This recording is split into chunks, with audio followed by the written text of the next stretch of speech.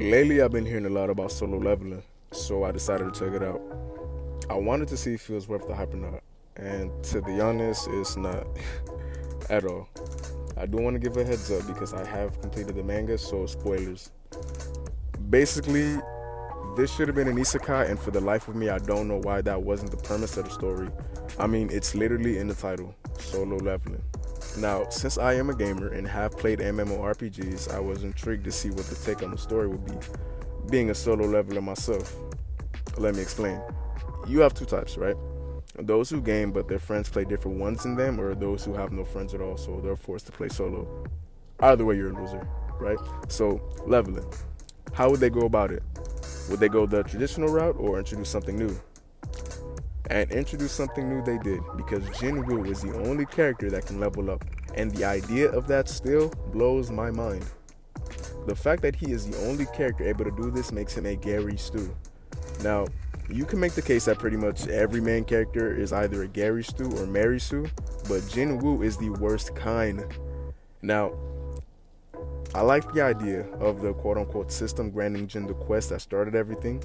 This is basically the architect choosing a worthy vessel for the Shadow Monarch, and really this could have been anyone, right? Could have been Chiyul, could have been Juhi. I mean, heck, for all we know, Jin could have gotten a cold that day and Jin Ho could have taken the spot. What makes Jin special is the sacrifice he made. And yeah, it could have been any party that wandered into the double dungeon, but not every person would have made the decision to put their life on the line. Not every person would have risked their life for the sake of others.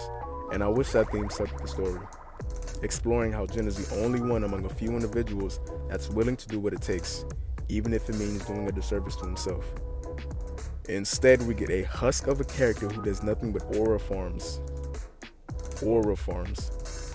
I mean, yeah, he says and does cool things, but after a while it just becomes obnoxious. And I'll be honest, at certain points of the story, I was actively rooting against him.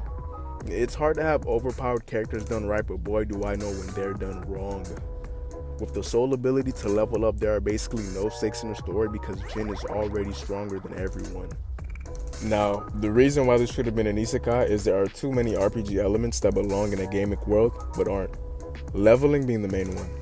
Although you also have quests being granted, getting gear, weapons, etc. This is an issue because the story takes place in the real world. You still have regular people, jobs, governments, the whole shebang. However, the disconnect comes in the form of the hunters. So, to my understanding, right, you start off as a civilian, then you sign up to be a hunter through the association.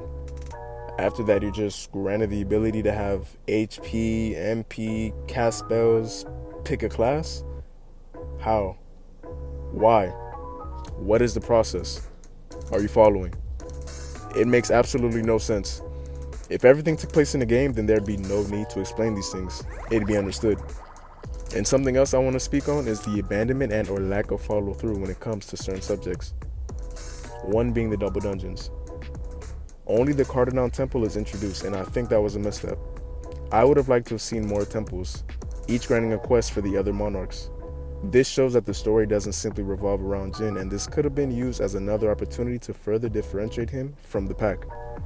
All the other monarch hunters deciding to fight for the side of evil except him. Another idea that could have been played around with are false rankers. Again, only one is introduced, and that being Jin. In the story, it said that they can be evil, manipulative sociopaths, but we don't really see that. By the time the war starts, Jin has established several relationships, and the two that I'm thinking of in particular are Song Yi and Jin Ho. Either of them would have made great false rankers, and I'll go even further and say excellent monarch hunters as well.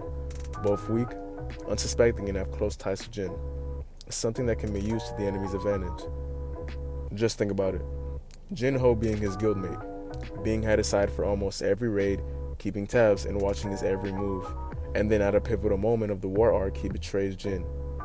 In Song Yi's case, she's friends with his sister, so she can get to him through her.